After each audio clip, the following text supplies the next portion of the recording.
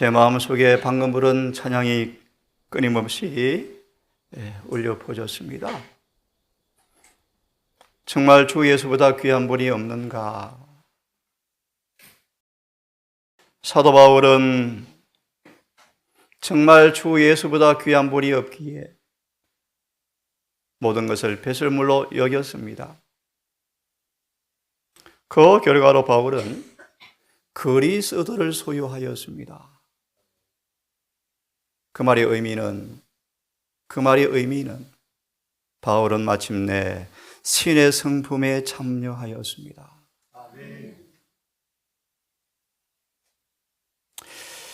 이 아침 말씀을 통하여 바울처럼 정말 주 예수보다 귀한 분이 없다는 실천적 경험이 하나님의 은혜를 통하여 채워지기를 간절히 바랍니다. 이 아침 대단히 중요한 말씀을 함께 나눠보려고 합니다. 그대가 이기심을 적게 가지면 가질수록, 조금 확대합니다. 우리 속에 죄가 없을수록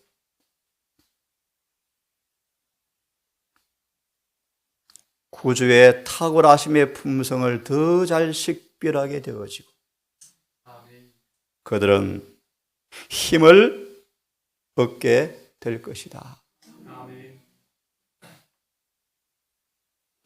그대의 자신의 빛과 힘의 근원에 더 연결되면 될수록 더욱 큰 힘이 주어질 것이다. 그대가 하나님과 하나가 되고 그리스도와 하나가 되면 온 하늘 가족과 함께 기쁨을 누리게 될 것이다.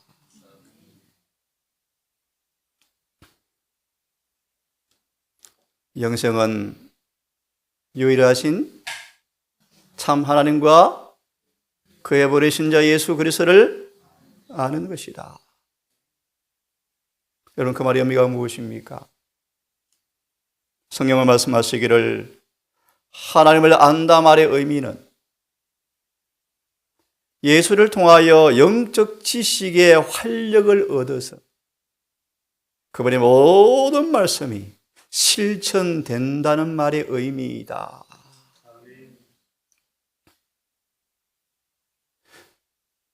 하나님을 아는 것이 영생일진데 정말 그걸 안단 말의 의미는 예수 그리스도를 통하여 하나님에 대한 영적 지식을 점점 얻어서 힘을 얻어서 모든 성경 말씀이 실천되어지는 것을 의미합니다. 그러므로 성경은 말하기를 하나님을 아노라 하며 그의 계명을 지키지 않는 사람들은 거짓말장이요 하나님을 아노라 하며 죄를 짓는 사람은 그를 보지 못하고 알지도 못하는 사람이에요. 하나님을 아노라 하면서 이웃을 사랑하지 않는 사람들은 마귀에게 속하나니. 성경을 보겠습니다. 고린도후서 4장을 좀 보려고 합니다.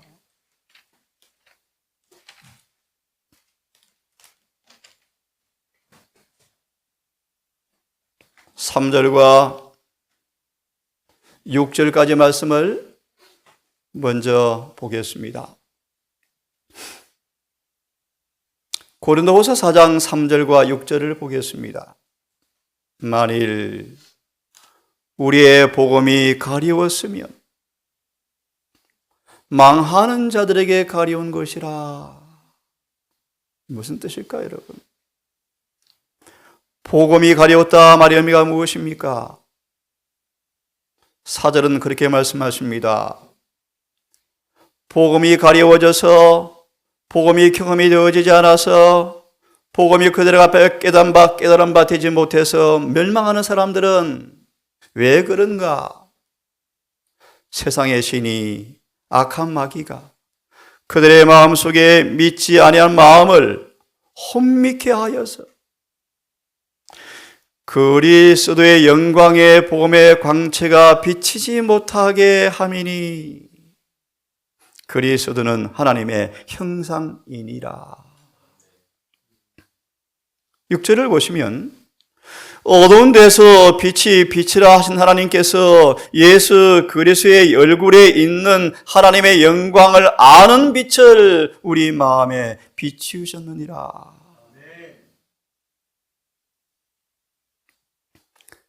고 3장 18절의 말씀을 읽고 이 말씀을 정언으로 해석해 드리겠습니다. 고 3장 18절을 다시 보시면 우리가 다 수건을 벗은 얼굴로 그 오늘을 보는 것처럼 주의 영광을 보매 우리 마음속에 하나님을 아는 영광의 빛을 주었다고 말씀하시는데 수건을 벗은 얼굴로 주의 영광을 바라보며 저와 똑같은 형상으로 변화하리라. 3장 18절 비할 데 없는 그리스도의 매력을 좀 읽어보시면 그리스도를 바라보아라. 아름답고 매력적인 그의 품성을 바라보아라. 그러면 그들은 바라봄으로 변화를 입을 것이다. 바라봄으로 변화를 입을 것이다. 다시 한번 생각하시겠습니까? 그래서 예수의 얼굴에 있는 영광의 빛을 알지 못함으로 혼미함으로 멸망한다. 그분을 바라보아라. 그리하면 그분의 형상으로 변화될 것이라. 우리 입술로 그를 부르고 진리를 이야기하면서 삶 속에 왜 말씀과 일치된 삶이 없을까요? 아니 오히려 말씀과 정면 충돌하면서도 예배를 드릴까요? 하나님을 알지 못한 결과입니다. 잘 들어보세요.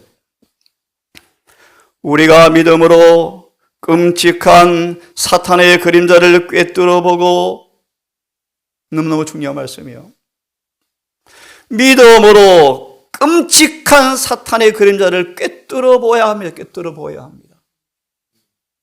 이 짧은 시간 일일이 설명할 길이 없네요. 그리하여 하나님의 율법 안에 있는 예수의 품성을 그리고 그분의 의의를 깨닫게 될 때 하나님과 우리 사이에 있는 영혼의 안개가 거쳐야 한다. 한참의 슬픈 탄식입니다. 왜 안 되죠? 말씀은 그러한데 삶과 왜 괴리가 있죠? 소위 말씀 따로 생활 따로죠? 하나 답을 드렸습니다. 하나님께 전부를 바치지 않아서 그렇다. 왜 신앙이 어려운가? 왜 변화가 없는가? 성경은 분명히 말합니다. 죄를 짓는 자마다 불법을 행하나니 죄는 불법이다. 그가 우리의 죄를 없이 하기 위해서 오셨나니 그는 죄가 없으신지라. 그러므로 그 안에 거하는 자마다 죄를 짓지 아니하나니 이는 그가 죄가 없기 때문이라. 그를 안으로 하고 죄를 범하면 거짓말장이요 진리가 그 속에 없으되. 성경은 분명합니다. 근데 왜 삶 속에서는 그 말씀이 경험이 안 되어지죠? 하나님과 우리 사이에 영혼의 안개가 끼어서 그분을 알아보지 못하기 때문입니다. 거듭 말하면 바울은 정말 그분의 영광의 품성의 빛을 올바로 깨닫게 되자마자 즉시 회개해 버립니다. 하나 예를 들겠습니다. 우리 빗대어서 말씀을 드립니다. 40년, 50년 안식일을 지키면서 예배를 드립니다. 저처럼 평생을 설교를 합니다. 근데 왜 변화가 안 되어집니까? 왜 변화가 안 되어집니까? 그래서 사람들은 그렇게 생각합니다. 우리는 아담의 자손이야. 인간은 본래 죄인이야. 어쩔 수 없어. 누가 완전할 수 있어? 누가 죄 안 짓고 살 수가 있어? 목사도 불의한데 다 그러하지? 라고 생각한다. 증언은 말합니다. 그렇게 생각하면 멸망은 분명히 확실할 것이다.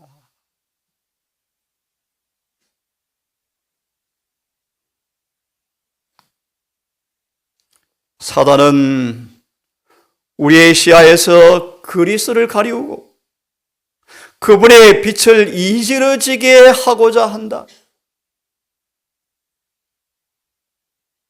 솔로몬은 이방인들을 전도하려고, 이방인들을 개종시키려고 하나님께서 말씀하신 명백한 말씀과 어긋나는 방법으로 전도회를 열었습니다.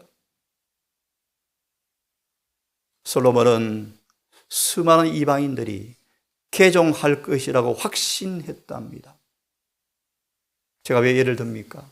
왜 예를 듭니까? 하나님의 거룩한 사업을 한다라고 하면서도 그분이 말씀을 뭐 합니까? 어기고 살아갑니다. 안식일은 거룩하고 신성한 날입니다. 불의한 것이 도입되어지면 안 됩니다. 불의한 도구에 진리를 담아서 전도한다? 전부 가짜입니다. 왜 이 말씀을 드립니까? 하나님을 올바르게 아셔야 합니다. 다시 보세요. 사단은 우리의 시야에서 그리스도를 가리우고 그분의 빛을, 품성의 빛을 율법을 통해서 반사되어지는 그분의 영광의 빛을 이지러지게 하려고 한다. 왜냐하면 우리가 그분의 품성을 올바르게 인식만 하면 그분께로 끌려갈 것을 알기 때문이다. 그 말의 의미는 요한복음 12장 31절 2절처럼 우리를 붙들어 메었던 죄의 사슬이 풀어진다. 죄의 사슬이 깨어진다. 죄를 통하여 우리 마음을 지배했던 마귀가 쫓겨난다 말의 의미인데, 주님을 통해서 비춰지는 그분의 품성을 잠깐만 봐도 끌려간다. 왜 철저한 회개가 없습니까? 왜 자복이 없습니까? 왜 용서를 통한 거듭남의 경험이 없습니까?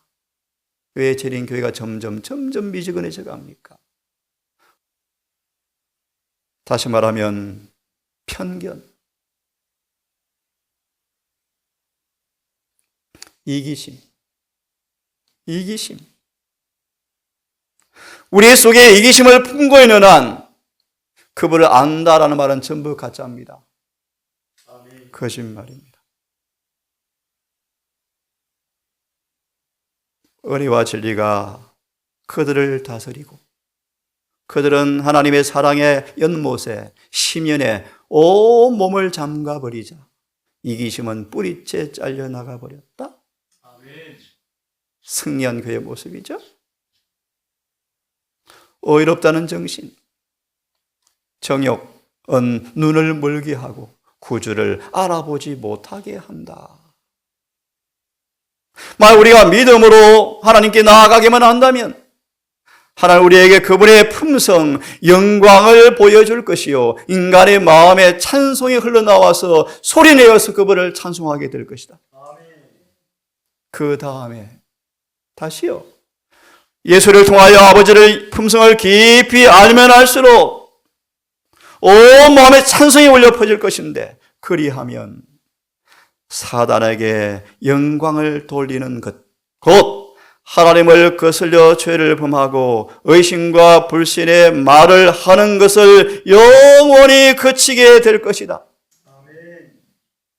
우리는 더 이상 넘어지지 않을 것이며 불평하거나 탄식하지도 않을 것이며 우리의 눈물로 실패와 자들과 납신과 타락으로 또 하나님 죄를 지었습니다 라고 울지 않고 하나님께 기쁨의 승리의 찬송을 올리게 될 것이다.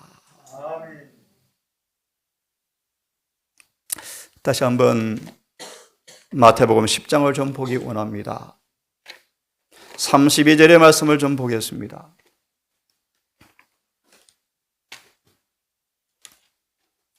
마태 10장 32절의 말씀.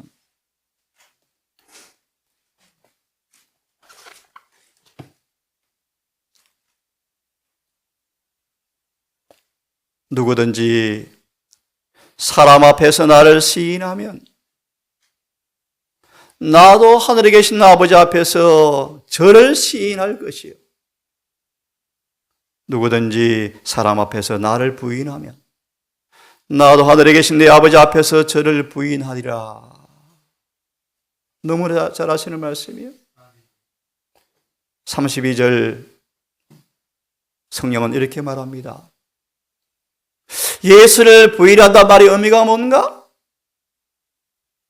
그리스도를 시인하는 사람들은 그분을 마음속에 모셔야 한다. 마음속에 모셨는가? 잘 들어보세요. 교리를 유창하게 말하고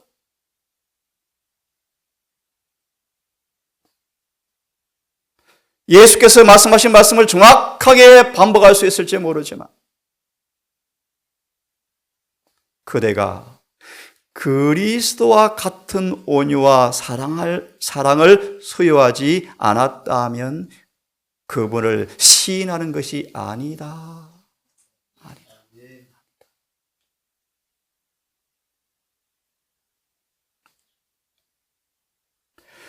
그리스도의 정신에 배치되는 모든 정신은 그들의 공헌이 어떠하든 간 그것은 전부 예수를 부인하는 것이다.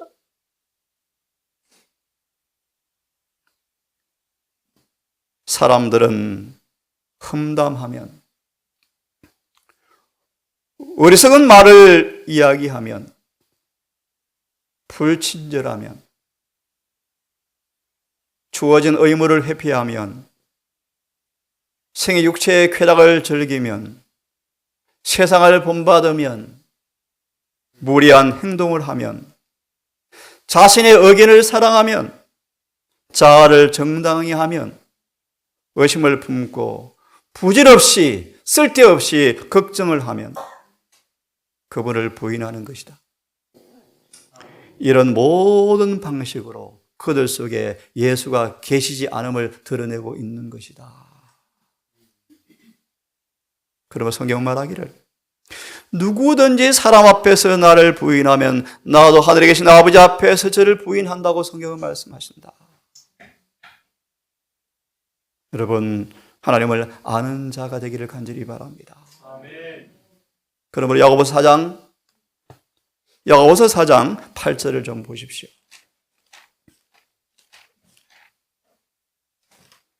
다 함께 성경을 봉독해 봅시다. 4장 8절. 폈습니까? 함께 읽어 봅시다. 시작. 하나님을 가까이 하라. 죄인들아 손을 깨끗이 하라. 주와 하나님은 마음을 성결케 하라. 하나님을 가까이 하라. 그리하면 너희를 가까이 하시리라. 하나님을 가까이 하라. 그리하면 너희를 가까이 하시리라. 죄인들아 손을 깨끗이 하라. 두 마음을 품은 자들아 마음을 정결케 하라. 손을 깨끗게 하고 마음을 정결케 하는 방법을 조건을 따라서 그분을 가까이 하라. 그리하면 내가 너희를 가까이 하시겠다. 4장 8절에 하나님의 임재 속에는 안전이 있다. 안전. 두 번째 문단 보십시오. 자기 자신의 위험을 감지하는 사람은 성령을 슬프게 하지 않을까? 그가 행한 것을 하나님께서 기뻐하지 않은 것이 발견되어지면 염려합니다. 염려. 가슴을 칩니다. 그러므로 늘 그런 사람들은 하나님을 멀리하지 않기 위해서 헌신을 다합니다. 그 결과로 거듭말합니다. 하나님을 정말 가까이 하는 결과로 들어보세요. 하나님의 말씀으로부터 비쳐나오는 순수한 빛이 그런 사람들, 하나님을 가까이 하는 사람들 속에 죄가 영혼 속에 입혀놓은 상처를 치료하도록 하기 위해서 하나님을 가까이 하는 것이 얼마나 유일하고 안전한가. 여러분, 죄의 상처가 치료되어야 하늘에 갑니다. 죄가 사해져야 하늘에 갑니다. 죄가 용서되어져야 하늘에 갑니다. 그러려면 그분을 깊이 깊이 아셔야 합니다. 그 결과는 죄가 남긴 상처를 치료가 이루어진다고 말씀하시면서 하나님께 가까이 가면 갈수록 그만큼 더 안전하다. 왜냐하면 사탄은 하나님의 임재를 미워하고 두려워하기 때문이다. 오늘 말씀을 마무리하면서 시대의 소망 180페이지를 읽어드리겠습니다. 시대의 소망 180페이지를 읽어드리고 마무리합니다. 180페이지 바로 페이지 옆에 말씀이요. 읽기 전 한 말씀 읽어드리겠습니다. 자아를 비운 선지자의 마음은 하늘의 빛으로 가득 찼다. 기억하고 들으십시오. 181페이지네요. 181페이지. 그리스도를 따르는 사람들도 역시 그러하다. 이 말씀은 좀 따라하십시오. 즐겨 자아를 비울 때에만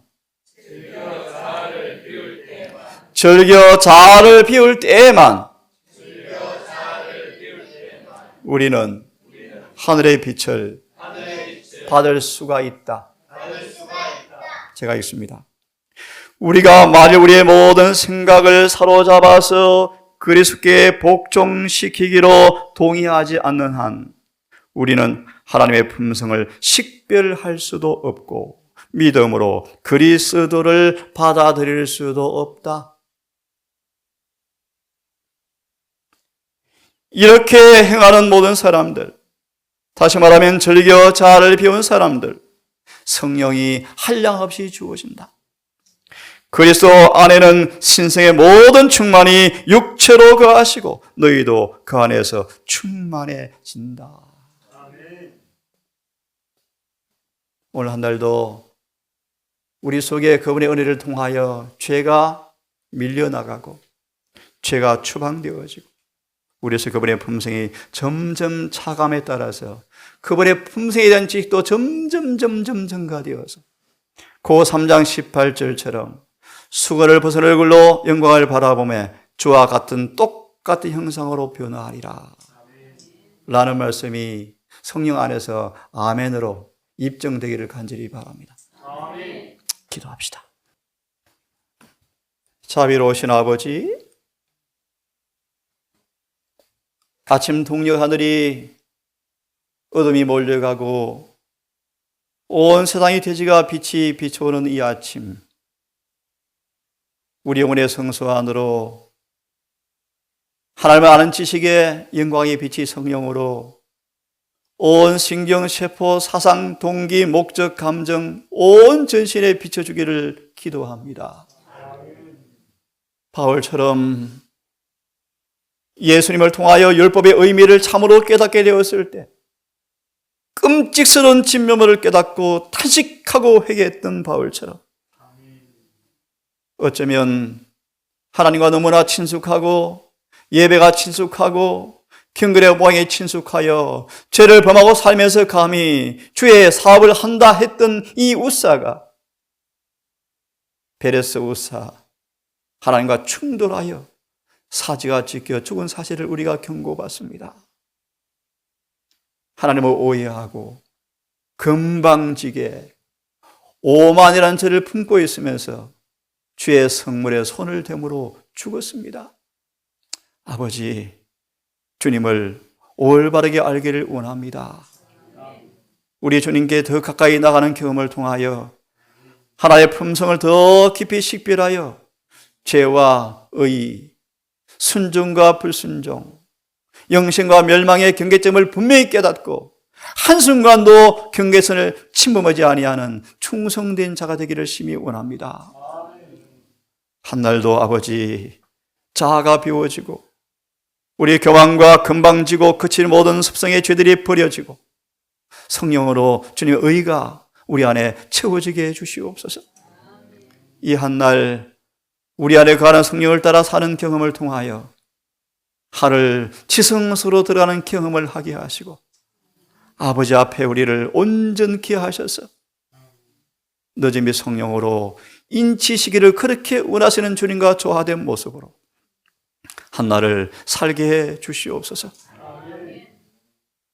이국만리에서 주님을 섬긴 이 부부를 기억하시고 짧은 시간 조우하며 짧은 은혜를 나누었지만 비옵기는 이 두 분의 걸음걸음을 성령님 오직 진리로 인도해 주셔서 저 천성 가는 그날까지 믿음과 순종의 거룩한 생애를 사시다가 아버지 앞에 착하고 충성된 종으로 판명받는 귀한 부부가 되게 해 주시옵고 그들의 은사 달란트가 더 거룩하고 성결하게 되어서 하나님의 의의를 담은 아름다운 그릇이 되어서 공고하고 지친 영혼들의 마음속에 향유를 발라주는 주님의 전도자가 되게 도와주시옵소서. 멀리서 오신 우리 주의 자매들을 기억하시고 여종들을 기억하셔서 이들의 여행길에 주의 성령께서 함께 하시고 하나님의 오시는 재림의 여정길을 여행하는 믿음 또한 되게 하셔서 짧은 만남 다시 볼 수 없을지 모르겠지만 주님 속히 오실 재림을 바라보며 경건과 두려움으로 그분을 중심으로 섬기는 여정들 되셨다가 주님 재림의 그날 주의 안전에 만날 수 있도록 자비를 베풀어 주시옵소서. 올 한 날을 맡기오니 우리 모든 삶에 성령님 진리로 개입하여 주셔서 이 한 날도 내가 산 것이 아니요 내 안에 주님이 사는 하루가 되게 하셨다가 한날 황혼역의 주 앞에 승리의 전리품으로 예배할 수 있도록 인도하여 주시옵기를 사랑 많으신 예수님 이름으로 기도드리옵나이다.